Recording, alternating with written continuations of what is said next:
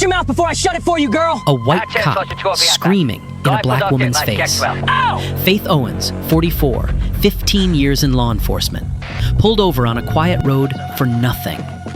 3 officers stood nearby. Nobody stepped in. Get your hands off me. She didn't move. Eyes locked on his. His face twisted, veins bulged on his neck, jaw tight, eyes bloodshot. Took one step back. Slap. The crack echoed across the roadside. Faith's head snapped sideways. One officer looked away. Another froze. Faith touched her cheek, tasted blood, then looked him straight in the eye. What happened next destroyed a cop's career, exposed an entire sheriff's department, and triggered a federal investigation. Damn. But before that satisfying moment, let me take you back to where this all started. But let's rewind. Because before Faith Owens was standing on that roadside with blood on her lip, she was having the most ordinary Saturday of her life. 5:15 in the morning. The alarm buzzed softly on the nightstand. Faith reached over and silenced it before the second ring. Old habit. 15 years of early shifts had wired her body to wake before the sun. She swung her legs off the bed, bare feet on cool hardwood. The house was still dark, still quiet, the kind of silence that only exists before the world remembers you. She moved through the hallway without turning on the lights. She didn't need them. She'd walked this path 1,000 times. Past the family photos lining the wall, past her daughter's old bedroom, now an office, past the bathroom where her husband Derek's reading glasses sat on the sink. The kitchen smelled like the coffee she'd set to brew the night before. Rich, dark, a little too strong, the way she liked it. She poured a cup, sat at the counter, and opened her tablet. Department briefings, staffing reports, budget reviews. The kind of paperwork nobody thinks about when they picture a police chief. But this was the job.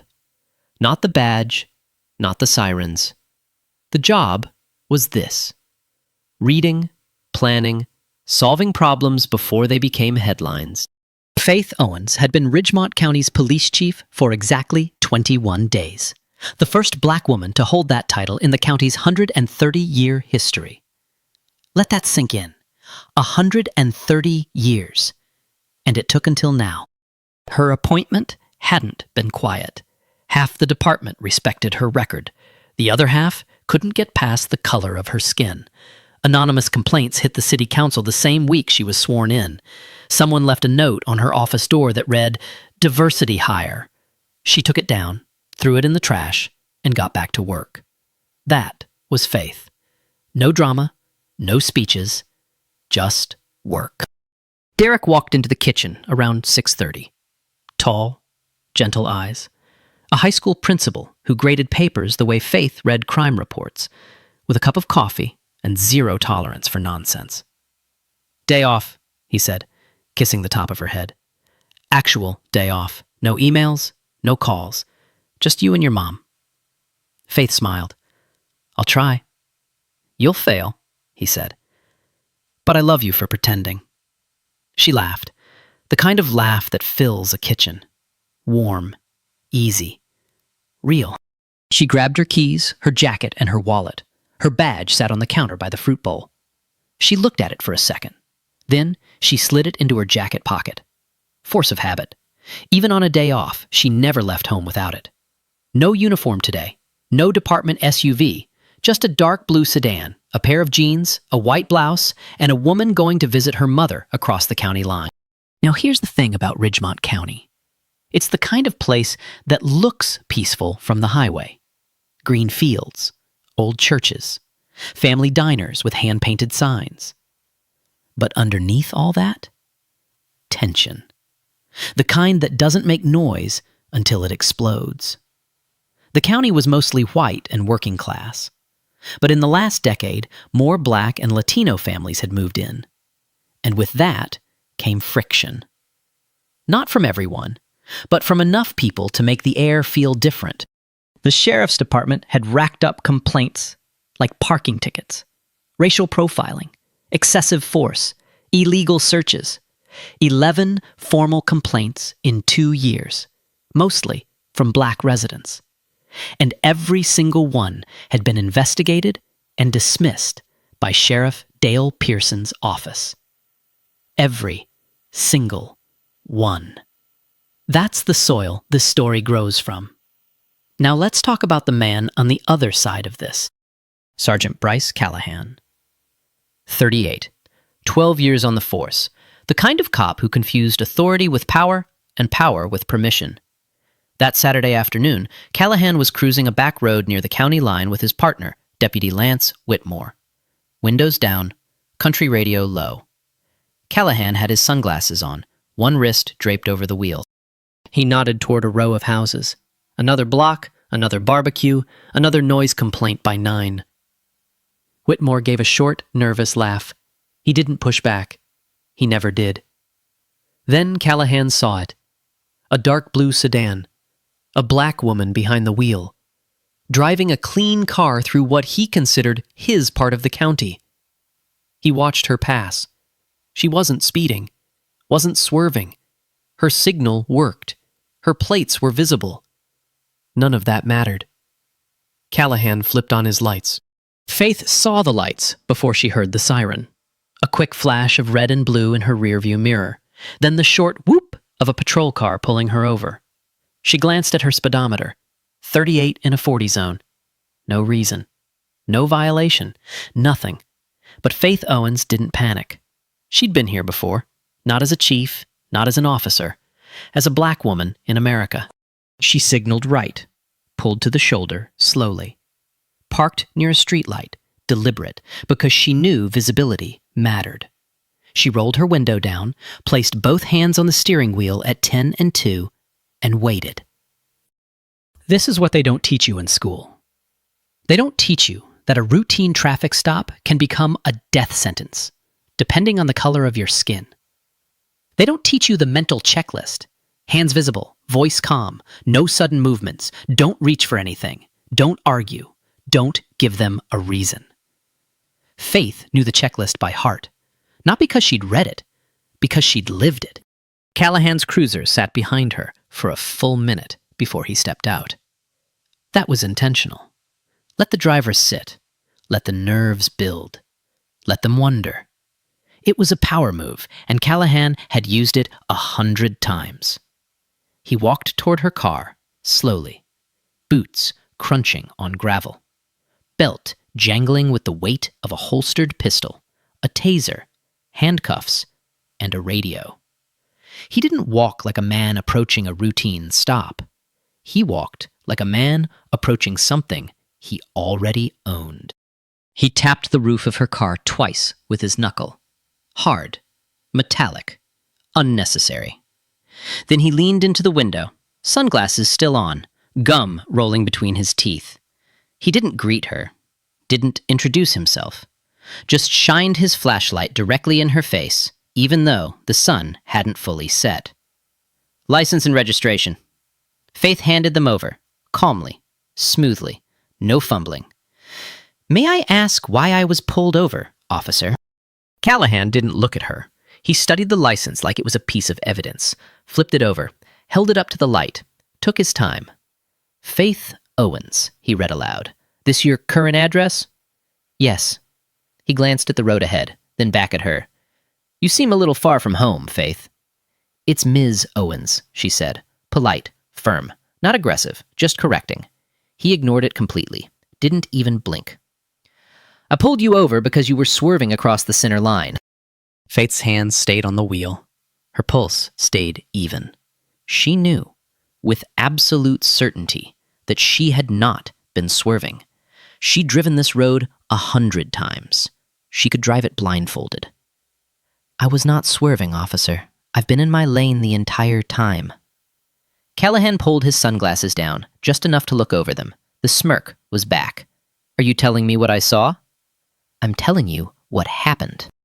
He pushed the sunglasses back up, straightened, stepped back from the window. And that's when his whole demeanor changed.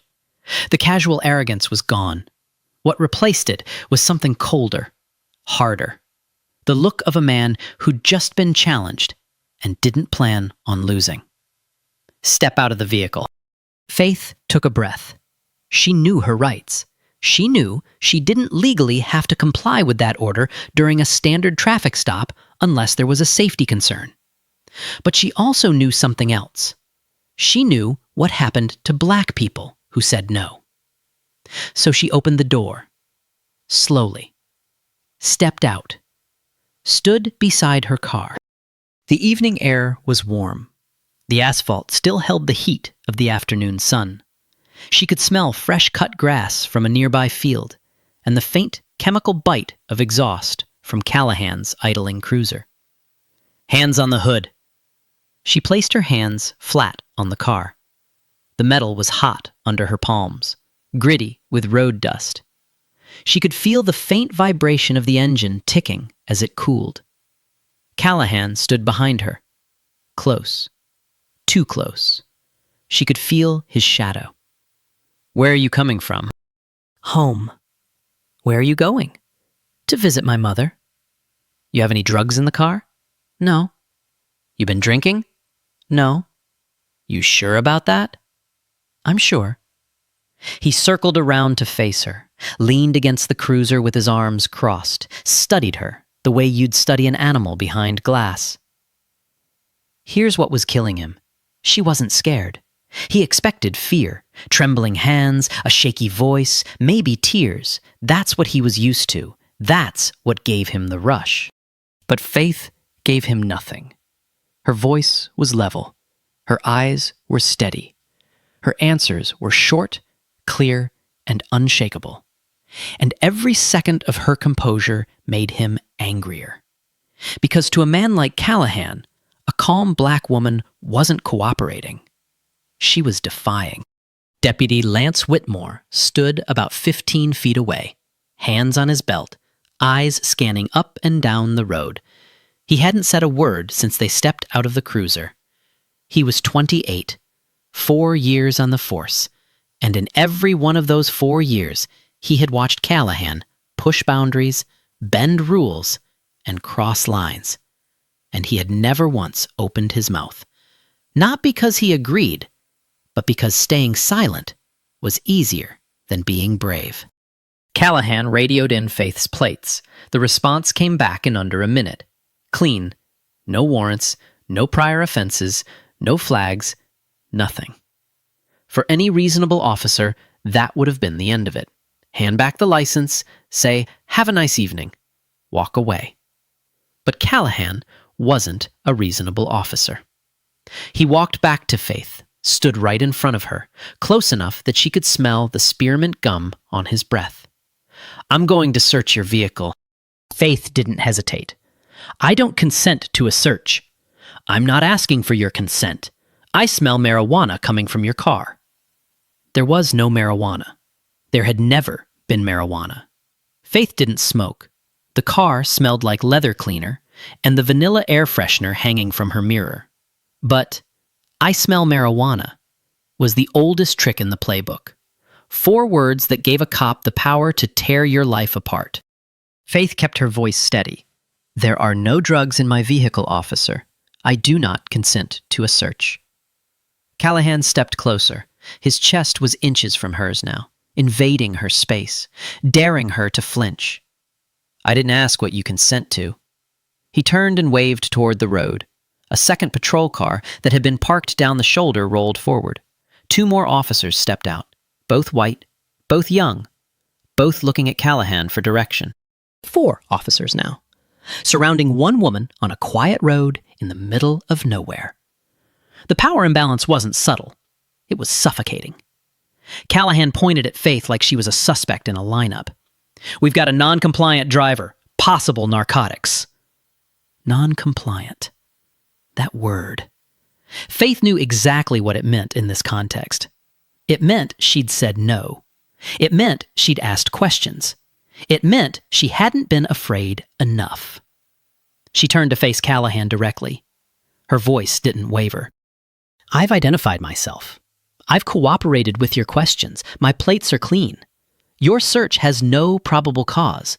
I'm asking you, for the record, to document this interaction." Callahan tilted his head, looked at her the way a cat looks at something small. "You've got a real mouth on you, don't you?" "I'm exercising my rights, Sergeant." He turned to Whitmore, spoke loud enough for Faith and every officer on that road to hear. "Always the same with these people. Give them an inch and they think they run the place." These people, he said it casually, like it was nothing, like it was just a fact. And that's the moment the racial dimension of this stop became undeniable. Not that it hadn't been there from the start. It had, from the second Callahan saw a black woman driving a clean car through his territory. But now, it was out loud, on record, in front of witnesses. Faith said nothing. She didn't need to. The dash cam was rolling. The evening was still. And every word Callahan said was being recorded by the same system that was supposed to protect him. He just didn't know it was about to destroy him. Callahan didn't wait for Faith's consent. He never planned to. He snapped his fingers at Whitmore. "Search it." Whitmore hesitated.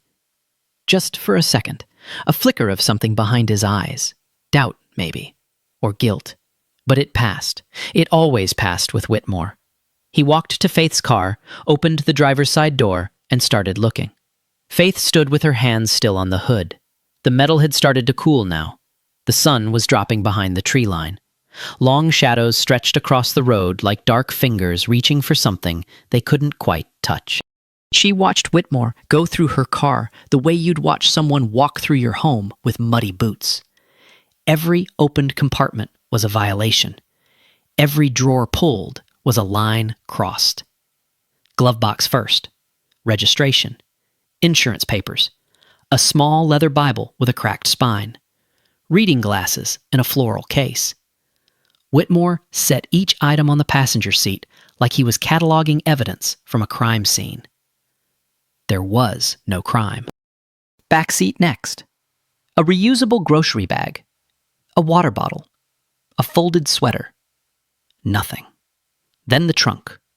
Whitmore popped it open. A gym bag with workout clothes. A change of shoes. And a manila folder. Thick. Official. Stamped with the Ridgemont County Police Department seal. Inside were department documents. Transfer requests.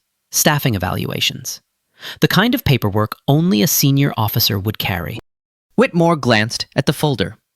He didn't open it. Didn't read it. He was moving too fast, too eager to be done, too focused on getting back to Callahan's good side. If he'd taken 5 seconds to flip that folder open, this whole story might have ended differently. But he didn't. He closed the trunk, walked back to Callahan, shook his head. Nothing. Callahan's jaw tightened. His nostrils flared. He wasn't relieved. He was annoyed. Because finding nothing meant he was wrong. And being wrong in front of 4 officers and a dashcam was not something Bryce Callahan could accept. Faith spoke. Calm. Measured. Like a woman reading a legal document out loud. "You've searched my vehicle without probable cause and without my consent. I want this interaction documented in full." Callahan turned to her slowly. "Oh, it'll be documented all right." That should have been the end. Clean car, clean record, clean plates, no drugs, no weapons, no warrants. Any sane officer would have handed back the license and walked away. But Callahan wasn't done. He was just getting started. He began circling Faith. Slowly. The way a dog circles something it's about to bite. His boots scraped the gravel with each step. Crunch. Crunch. Crunch. The rhythm was deliberate. Predatory. "You sure you're not on something?" Your pupils look dilated. "I'm not on anything." "Your hands are shaking." "My hands are fine." See, that's what someone on something would say. He stopped in front of her, pulled out his radio, keyed it with a click. "Dispatch, requesting K-9 unit to my location. Mile marker 12, Route 9, possible narcotics." Faith's stomach tightened. Not from fear, from recognition. She knew this playbook. She'd seen it used against countless people in her career. Request a dog. Delay the stop. Stretch 30 minutes into 2 hours. Make the person sweat. Make them break. The K-9 unit arrived 11 minutes later. A German shepherd named Duke, led by an officer who didn't make eye contact with Faith once. The dog circled the car, sniffed the tires, sniffed the doors, sniffed the trunk.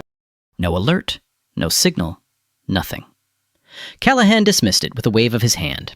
Dogs miss things sometimes. That's not how canine units work, and every officer on that road knew it. He turned back to Faith. I'm detaining you for further investigation. On what grounds? Obstruction. You've been non-compliant since the second I walked up to your window. I have complied with every lawful request, Sergeant. I have not obstructed anything. That's your opinion. That's the law. Callahan's eyes narrowed. Something shifted in his face. The casual cruelty was gone. What replaced it was darker, harder. The look of a man who was no longer playing a game, but fighting a war. Are you telling me how to do my job? I'm telling you what my rights are. Your rights. He repeated it slowly, like the words tasted wrong. You want to talk about rights? You're standing on the side of my road, in my county, talking back to me like you're somebody. You're not somebody. You're just another problem I have to deal with before dinner. Faith held his gaze, didn't blink. Am I under arrest? Not yet. Keep talking and we'll get there. Then I'd like to make a phone call. Callahan laughed, short, sharp, like a bark. This isn't a hotel, sweetheart. Sweetheart. The second time he'd used that word, dripping with contempt, loaded with every assumption he'd ever made about what a black woman was worth. Faith reached slowly toward her jacket. Her phone was in the right pocket. She moved deliberately, no sudden movement, exactly the way she'd been trained. I'm reaching for my phone, officer.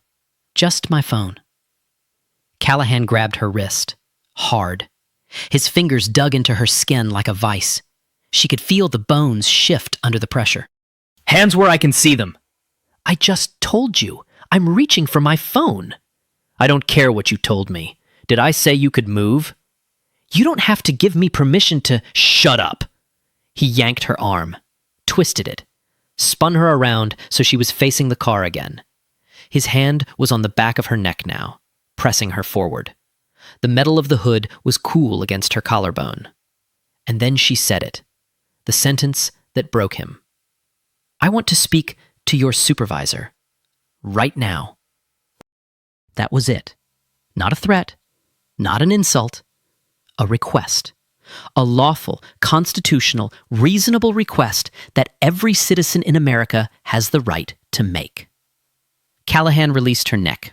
She straightened up, turned around to face him. His face was red, not pink, red. The veins on his neck pulsed like ropes under his skin. His eyes were glassy and wide. His breathing was shallow and fast. His hand was shaking, not from fear, from rage. Supervisor, he spat the word. You want a supervisor? You don't get to demand anything. You don't get to ask for anything. You're nothing. You hear me? You're absolutely nothing.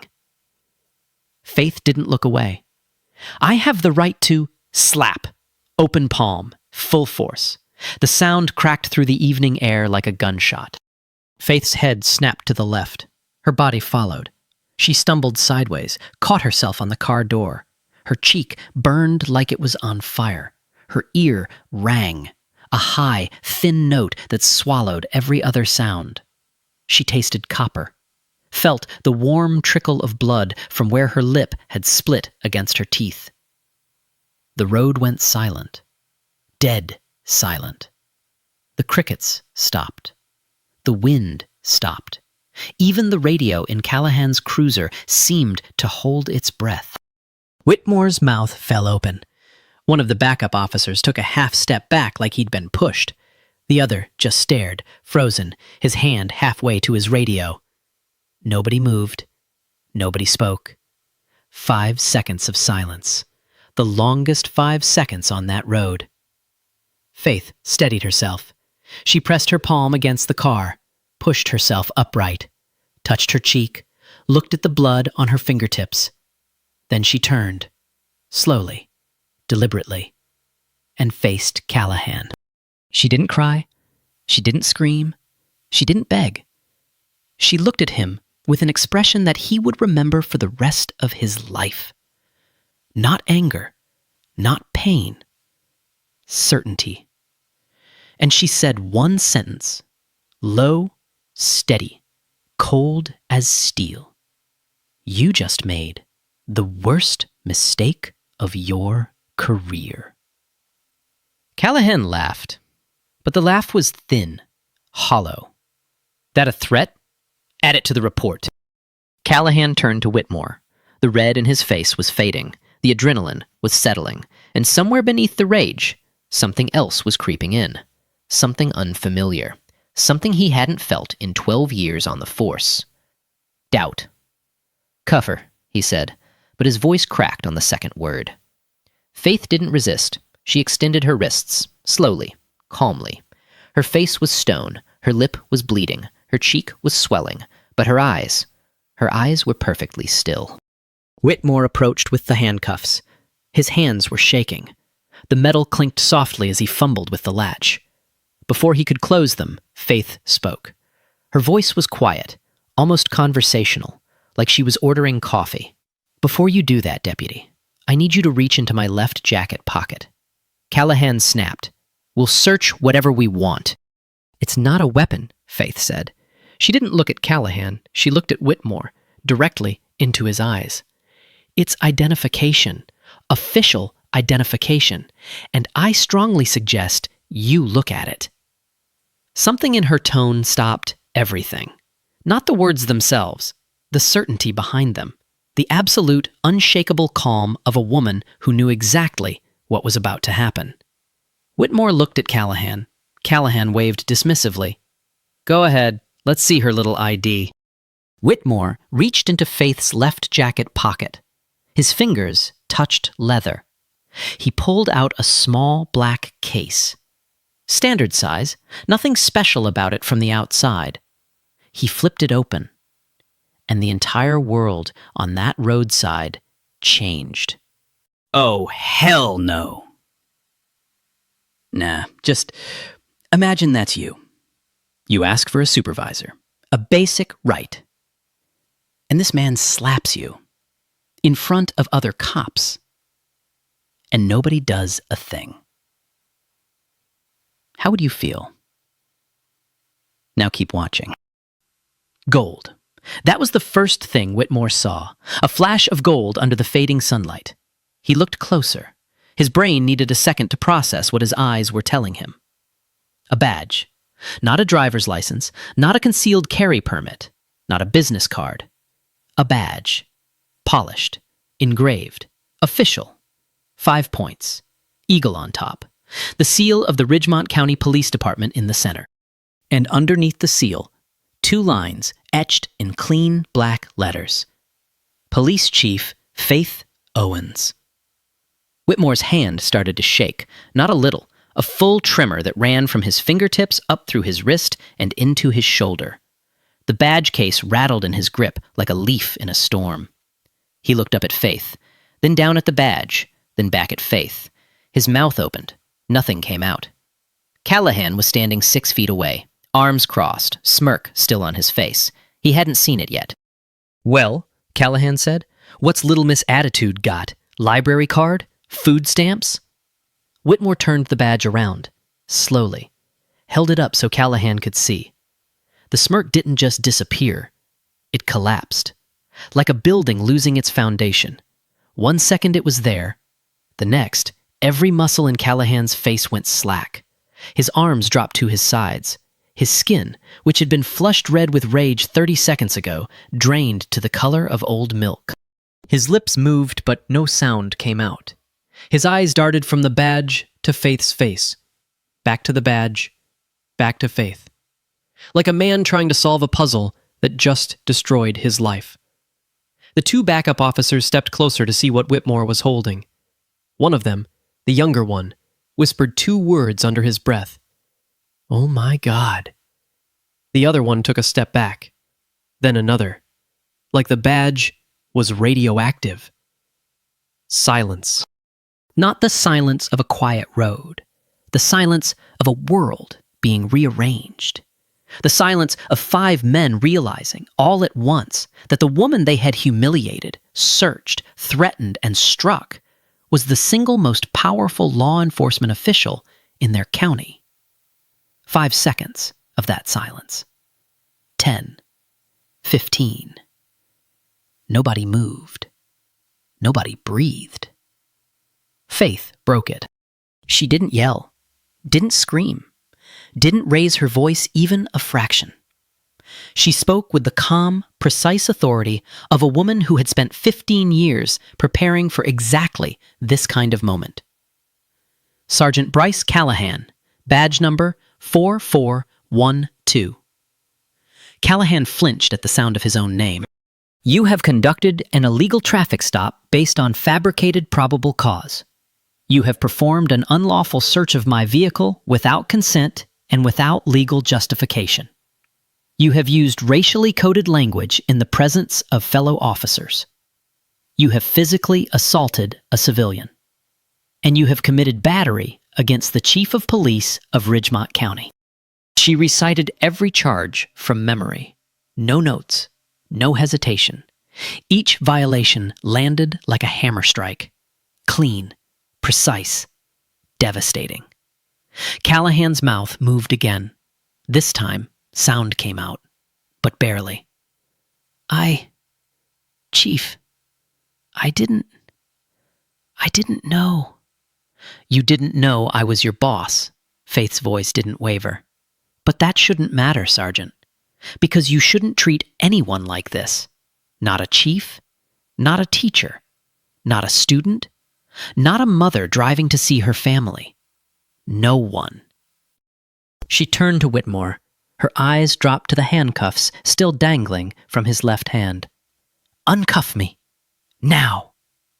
Whitmore fumbled. His hands were shaking so badly that it took him 3 tries to find the keyhole. The cuffs clicked open, fell away. Faith rubbed her wrists. Red marks circled them like bracelets. She pulled her phone from her right pocket, the one Callahan had grabbed her wrist to stop her from reaching. She dialed 2 numbers. The first call. Captain Eleanor Graves, Internal Affairs. Eleanor, it's Faith. I need you at mile marker 12 on Route 9. Full IA team. I'm placing Sergeant Callahan under administrative investigation, effective immediately. Secure all dash cam and body cam footage from every officer on scene. She hung up. Dialed again. The second call. Derek. Baby, I'm fine. I'll explain everything when I get home. I love you. She ended the call, slid the phone back into her pocket, turned to Callahan. He looked smaller now, like the uniform had been holding him together, and now it was just fabric. His hands hung at his sides, his shoulders were rounded, his eyes were fixed on the ground. Hand over your badge and your firearms, Sergeant. You were suspended, pending investigation. Callahan's head snapped up, a flash of the old defiance. You can't! The sheriff! I just did. Faith cut him off without raising her voice. And if Sheriff Pearson has a problem with that, he can take it up with the district attorney. Callahan unclipped his badge, slowly. His fingers trembled as he pulled the pin from his shirt. He set it on the hood of his cruiser, then his service weapon. He placed it next to the badge with both hands, like a man laying down something much heavier than a gun. Faith turned to the backup officers. Secure the footage, every dash cam, every body cam. If a single frame is missing, I'll hold each of you personally responsible. They moved fast, faster than they'd moved all evening. Faith stood alone on the roadside for a moment. The sun had dropped below the tree line now. The sky was purple and orange. The lights on Callahan's cruiser were still spinning, painting everything in red and blue. She touched her cheek. The swelling had started. The blood on her lip had dried. She breathed in, held it, let it out. Then she waited for Eleanor Graves to arrive. Captain Eleanor Graves arrived in 14 minutes. She drove an unmarked black sedan. No sirens, no lights, just speed. Behind her, a white department van carrying 2 internal affairs investigators and a forensic tech. Graves stepped out of her car and took exactly 3 seconds to read the scene. Faith, standing tall, with a swollen cheek and blood dried on her lip. Callahan, pale and badgeless, leaning against his cruiser like a man waiting for a bus that would never come. Whitmore, sitting on the bumper of his patrol car, head in his hands, staring at the ground between his boots. Graves was 52, silver hair cut short.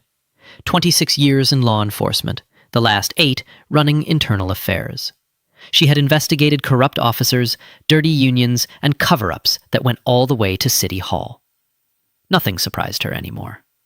But when she saw the welt forming on Faith's cheekbone, her jaw tightened.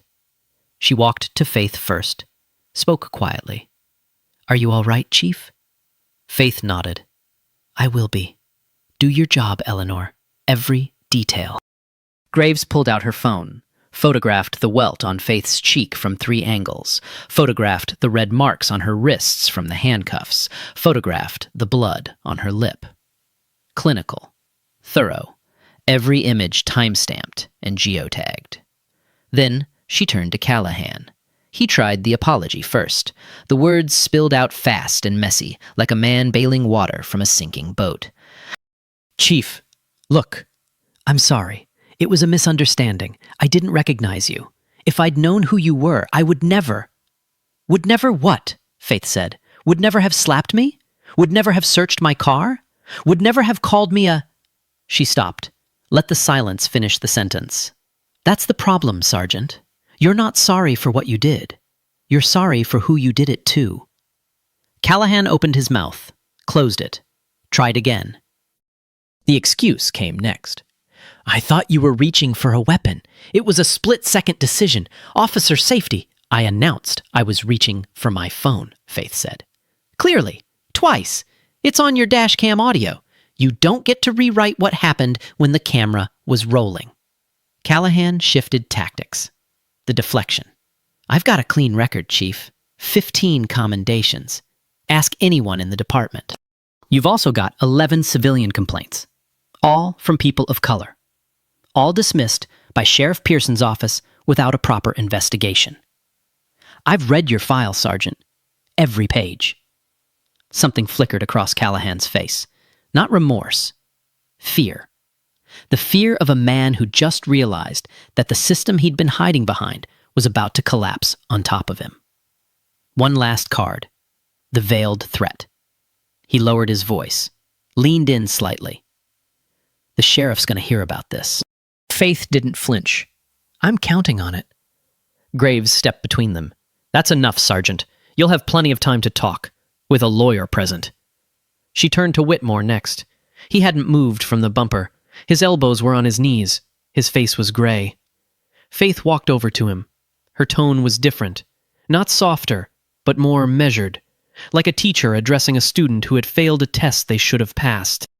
"Deputy Whitmore, you stood there and watched your partner assault a woman. You performed an illegal search of my vehicle on his orders. You heard him use racially charged language, and you said nothing. Not one word." Whitmore looked up. His eyes were red. His voice cracked. I should have." "Yes, you should have." Faith let that sit. "You're also suspended pending review." She paused, looked at him for a long moment, and then she said something that hit harder than any charge.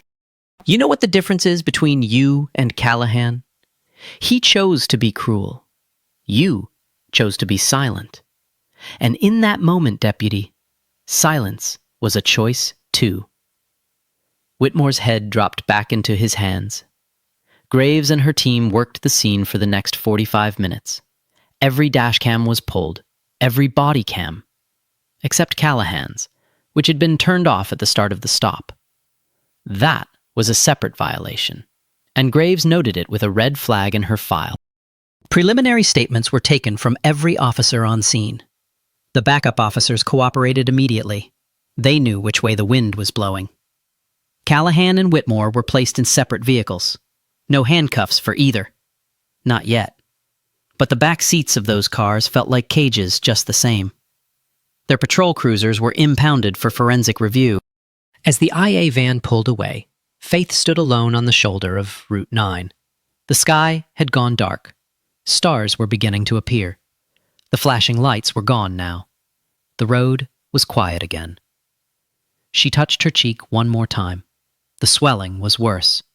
The pain had settled into a deep, dull throb. She took a breath, held it, let it go.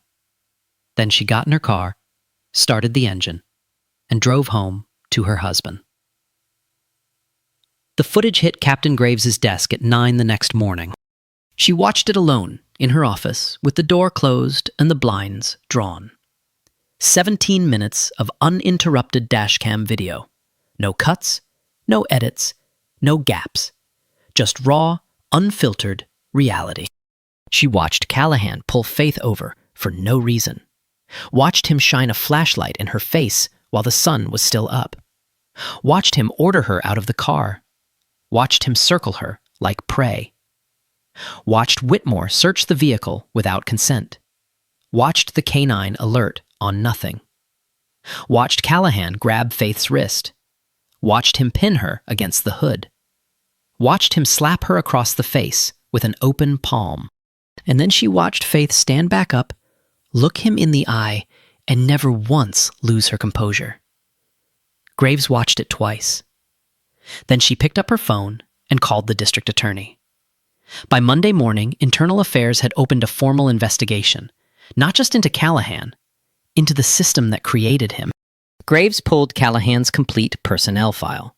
What she found wasn't surprising. It was sickening. 11 civilian complaints over 5 years. Every single one filed by a Black or Latino resident. Excessive force, racial profiling, illegal searches, verbal abuse, intimidation. And every single one had been marked investigated, no action required, by the same office.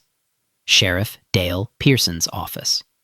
11 complaints, 11 dismissals. Same signature at the bottom of every report. Graves flagged it immediately. This wasn't just one bad cop. This was a pattern, a system designed to protect officers and bury victims. And the man at the top of that system was the sheriff himself. The investigation expanded. By Wednesday, the story broke. Tanya Bridges was the one who lit the match. 31 years old, investigative journalist at WRMD-TV. She'd been covering police misconduct in Ridgemont County for 2 years, knocking on doors that kept closing in her face. She'd filed 6 FOIA requests in the past 18 months. 5 had been denied or delayed. On Tuesday night, she received an anonymous tip. No name, no return number, just a text message with 4 words. Check the dashcam footage. She filed a 7th FOIA request Wednesday morning. By noon, she had a redacted copy of the video, released with Faith's personal authorization. Bridges aired the footage on the 6 o'clock news that evening. The segment ran 8 minutes. The raw video played with minimal commentary. Bridges let the images speak for themselves. Callahan's voice, the slap, the silence of the other officers. Faith's face, steady, unbroken, bleeding. By 10 o'clock that night, the clip had been viewed 200,000 times online. By Thursday morning, it had crossed 2 million. By Friday, every major news outlet in the country had picked it up. CNN, MS, NBC, The New York Times, The Washington Post, NPR, local papers from coast to coast. The footage played on loop in newsrooms, living rooms, and barbershops across America. The hashtag started Thursday afternoon. Simple, clean, unavoidable. Hashtag Faith Owens. It trended for 3 straight days. Civil rights organizations issued statements within hours. The NAACP called for immediate federal oversight. The ACLU announced it was monitoring the investigation. Local community leaders organized a peaceful vigil outside the Ridgemont County Courthouse that drew over 1,000 people. Sheriff Dale Pearson held a press conference on Friday. It was a disaster. He stood behind a podium with the county seal and a row of flags. His uniform was pressed. His hands were steady. But the sweat on his forehead told the real story. This is an isolated incident, he said. One officer, one lapse in judgment. The Ridgemont County Sheriff's Department does not tolerate. A reporter cut him off. Sheriff, what about the 11 previous complaints against Sergeant Callahan, all dismissed by your office? Pearson's mouth opened, closed, opened again. Those complaints were investigated thoroughly, and were they? Because we've reviewed the files, and 3 of them have no investigator notes at all, just your signature.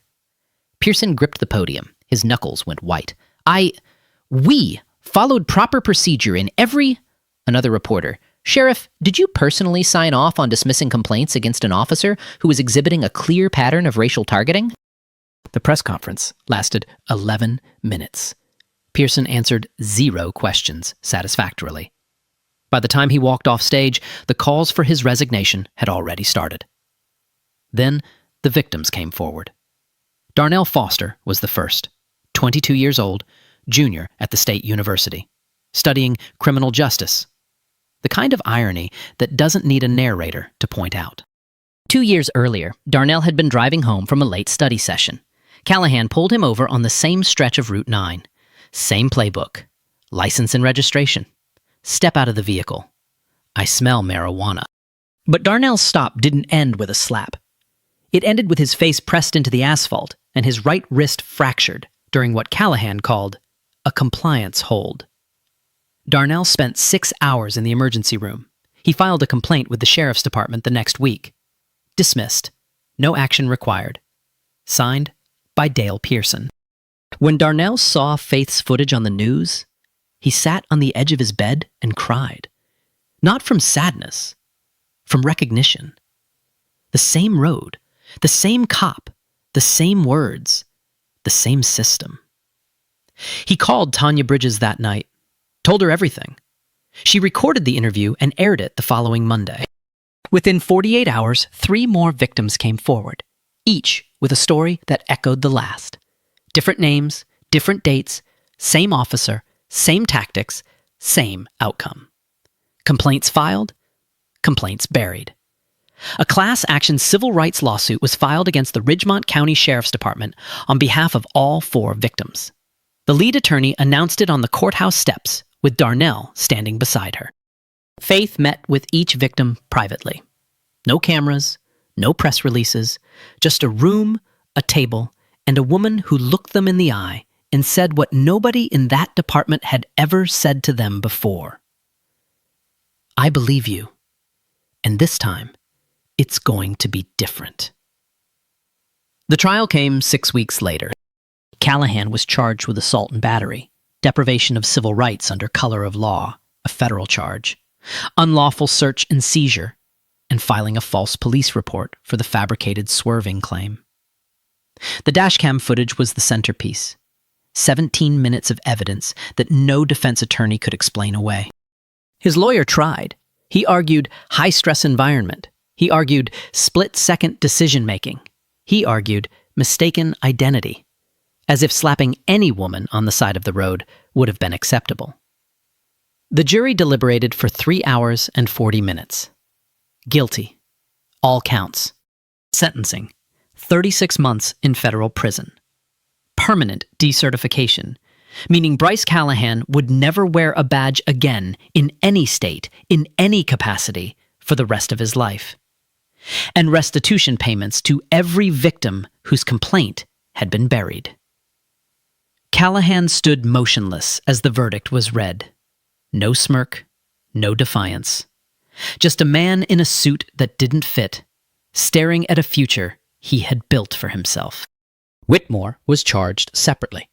Accessory to unlawful search. Failure to intervene.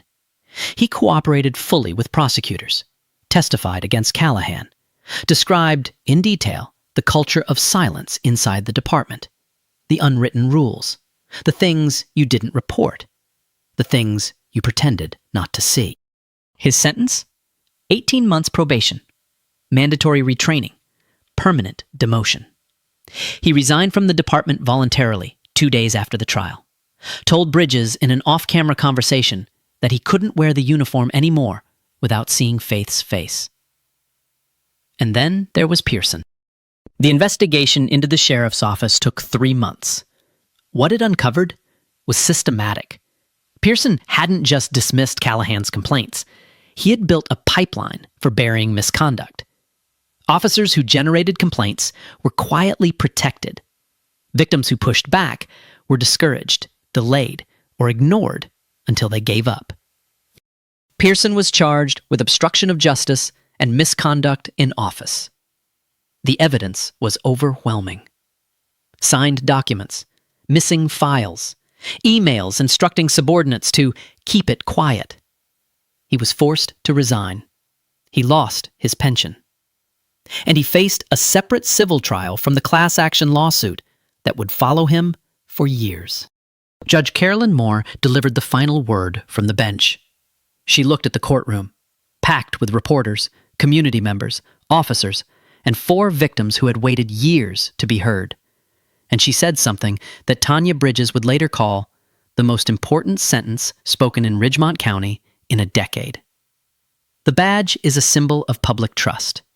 When that trust is weaponized against the very people it was meant to protect, the full weight of the law must respond. Today, it has. 6 months later, Faith Owens stood behind a podium at the Ridgemont County Community Center. Every seat taken. People lined the walls, officers in uniform, community members, parents with children on their laps. Tanya Bridges and her camera crew in the back row. Front row, center seat, Derek. Eyes proud, smiling. 2 seats down sat Darnell Foster, clean suit, name badge on his chest. Intern, district attorney's office. The boy who'd had his wrist broken on Route 9 now worked in the building where his abuser was convicted. Faith adjusted the microphone. She didn't talk about herself. Didn't talk about the slap.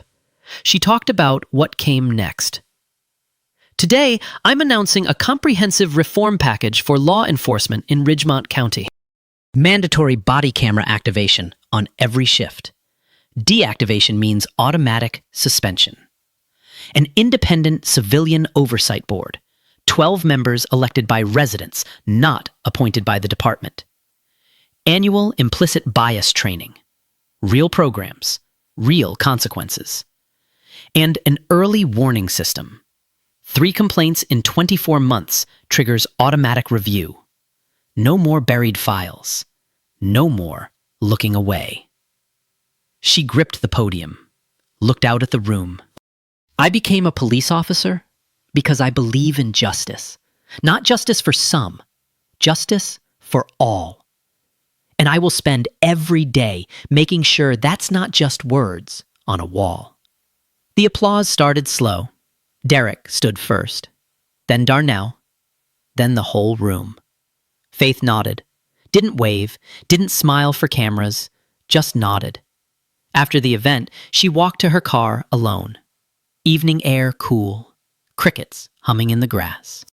Her badge sat on the passenger seat, gold catching the light. She picked it up, ran her thumb across the engraved letters, clipped it to her belt. She started the engine, pulled onto Route 9, mile marker 12, the same stretch where Callahan slapped her, where he searched her car, where he grabbed her wrist. She drove past it, didn't slow down, didn't look. Eyes forward, hands steady. The road ahead, open, quiet. Hers. Man, this story's fiction. But imagine your Faith. No badge, no title. Just you, on that road, alone. Would anyone believe you? Would anything change? Think about that. Drop your answer in the comments. Like, share, subscribe. Next week's story? Even crazier.